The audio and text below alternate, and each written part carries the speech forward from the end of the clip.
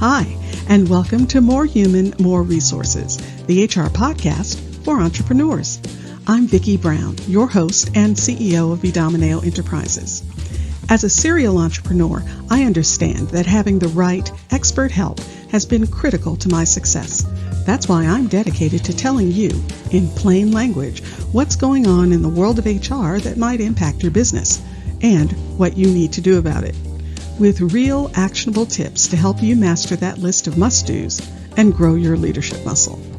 First things first, the information contained in this podcast is provided for general purposes only and is not to be considered legal advice. Your decision to adopt or not adopt any practice or procedure mentioned in this podcast is solely yours, and we bear no responsibility for the outcome. We urge you to always consult legal counsel and other appropriate licensed professionals.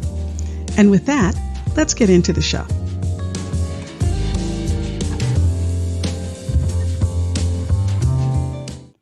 You're listening to Season 2, Episode 45.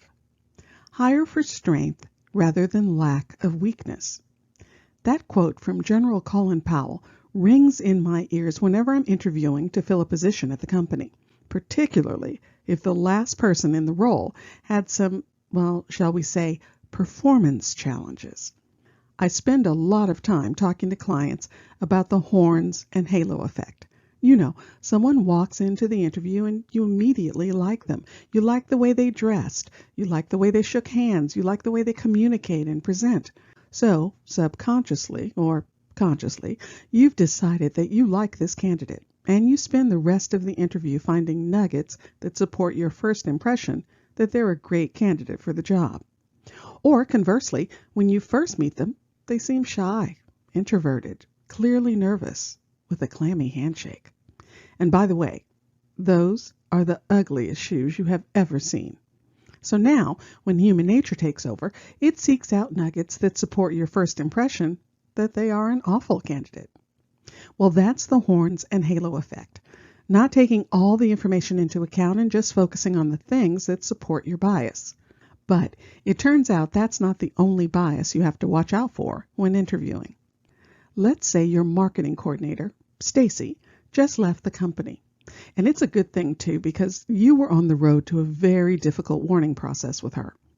She was a really poor communicator, had challenging interpersonal skills, and to top it off, couldn't seem to make it anywhere on time. So she is finally gone, and you are looking for a replacement. And in walks James. He was on time, could clearly communicate his thinking, and seemed friendly and approachable. You start thinking, this James guy could be the one. So you send him along to the rest of the interviewing team. They come to the same conclusion. He's easy to get along with, is prompt, and communicates well, so he's in. What if I told you you have absolutely no idea if James is the right fit because you haven't explored how he can contribute to the company achieving its marketing goals? You just like him for what he doesn't bring. All the issues you had with Stacy aren't issues with James, and while that's a good thing, it only gets you to par.